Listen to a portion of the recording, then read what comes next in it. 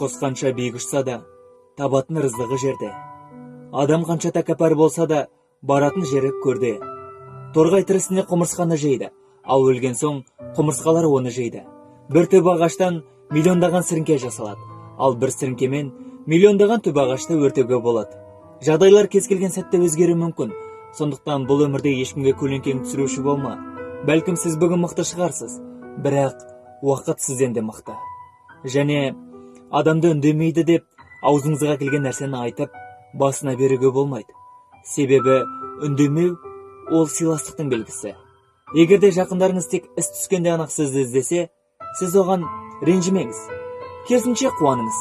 Себебі оларға қараңғылық басқан кезде сіз оған жарық нұрыңызды шашып шам боласыз. Сондықтан бұл өмірде тек жақсылықтар анық істейік. Себебі жамандық бұл өмірде жеткілікті.